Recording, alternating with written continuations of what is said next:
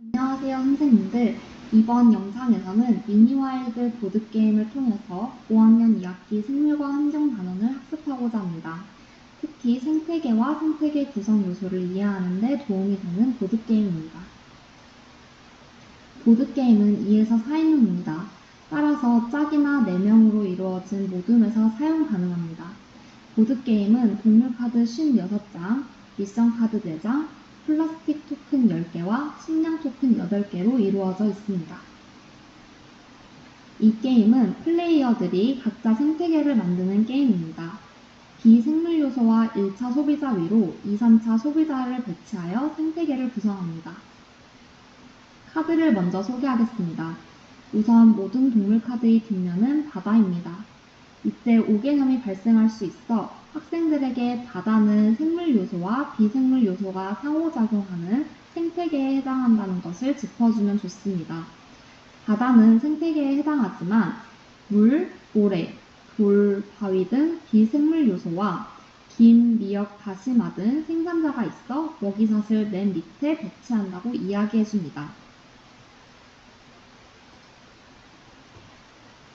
다음은 산호카드입니다.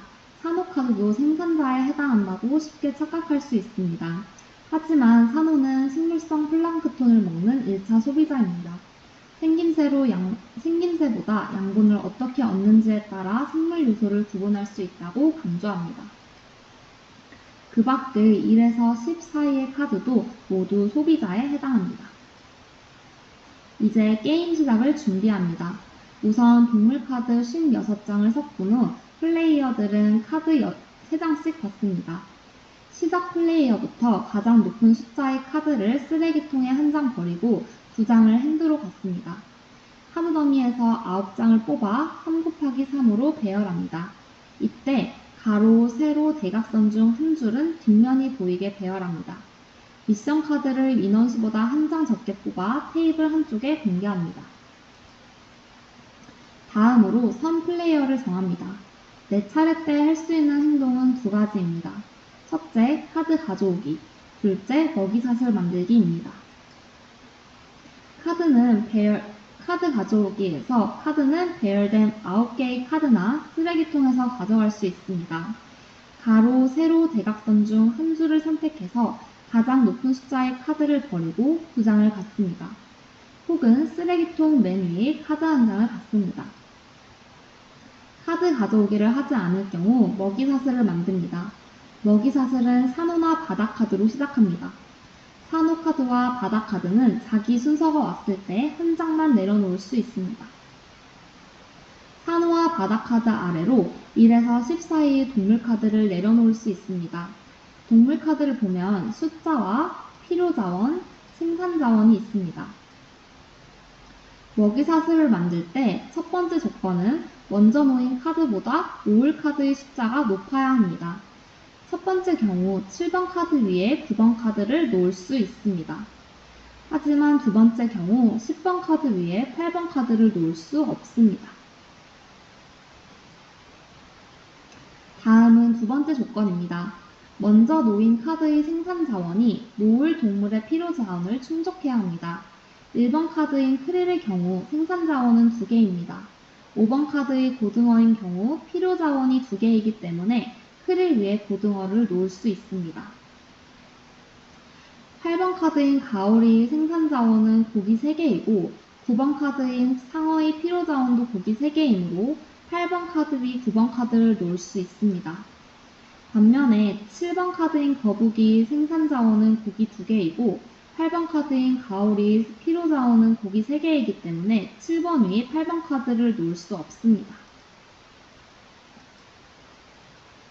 이 경우 2번 카드와 4번 카드의 생산 자원이 각각 고기 1개이므로 6번 카드를 올릴 수 없습니다. 이때 두 먹이 사슬을 합쳐 먹이 그물을 만들 수 있습니다. 정리하자면 먹이 사슬을 만들 때 바다 또는 산호 카드는 둘 중 한 장만 내려놓을 수 있습니다. 그 외 동물은 여러 장 내려놓을 수 있습니다. 이렇게 카드를 가져오거나 생태계 만들기를 마치면 자기 차례를 종료합니다. 자신의 차례에 행동을 하기 전 먹이사슬 맨 밑에 동물의 능력을 사용할 수 있습니다. 카드 오른쪽 밑의 기호가 그 동물의 능력을 의미합니다. 9번 상어 카드의 능력은 사냥입니다. 사례를 시작할 때 사냥을 시도할 수 있습니다. 다른 플레이어의 핸드를 한 장 뽑거나 카드 더미 위의 카드를 오픈합니다. 해당 카드가 내 동물보다 낮은 숫자의 동물이면 사냥에 성공합니다. 예를 들어 뽑은 카드가 3번 해파리 카드일 경우 사냥 성공입니다. 산호나 크릴의 경우 생산 자원에 고기가 없으므로 무조건 사냥 실패입니다. 사냥 성공 시 식량 토큰 하나를 동물의 생산 자원 아이콘 위에 올리고 뽑은 카드는 쓰레기통에 버립니다. 사냥 실패 시 뽑은 카드를 플레이어에게 돌려줍니다. 차례당 한 번씩 사냥을 시도할 수 있습니다. 다만 생산 자원의 아이콘 개수만큼 토큰이 차 있는 경우에는 더 이상 사냥할 수 없습니다. 다음은 이벤트에 대한 설명입니다. 차례가 되어 카드를 가져올 때 가장 높은 숫자 한 장을 쓰레기통에 버립니다. 쓰레기통에 버려진 카드의 이벤트 아이콘이 플레이어 수 이상 누적되면 이벤트가 발생합니다. 이벤트 아이콘은 카드 오른쪽 상단에 위치합니다. 예를 들어 플레이어 2명이 게임을 하고 있다고 가정해 보겠습니다. 이미 빨간색 아이콘의 이벤트 카드가 쓰레기통에 있습니다.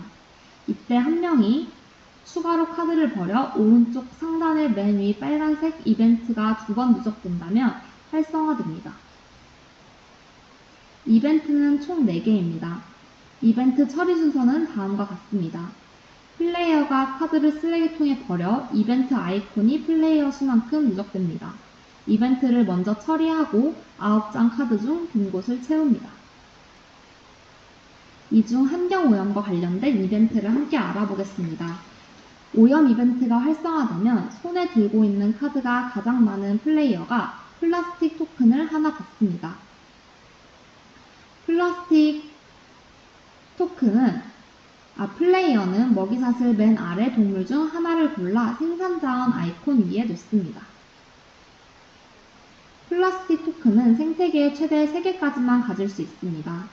3개 이후에 오염 이벤트 대상이 되면 플라스틱이 올라간 동물 중 하나가 희생됩니다. 이 경우 해당 카드와 위에 올려진 토큰을 모두 버립니다. 플라스틱 토큰 2개까지는 생태계가 유지됩니다. 하지만 3개가 되면 자정 능력을 상실하여 동물 중 하나가 희생됩니다. 이를 통해 환경오염으로 생물의 수나 종류가 줄어들고 생태계가 파괴됨을 이해할 수 있습니다. 마지막으로 미션 카드 8장이 있습니다. 미션 카드는 플레이어 수보다 한 장 적은 수만큼 있고 미션 카드를 충족했을 때 추가 점수를 받을 수 있습니다. 예를 들어 미션 카드가 A라면 최종 점수 계산 때 고래 한 마리당 3점을 얻을 수 있습니다. 카드 더미 카드가 모두 소진되면 쓰레기통의 카드 장수를 체크합니다. 이때 쓰레기통의 카드가 7장 이상이면 모두 섞어서 새 카드 더미를 만듭니다.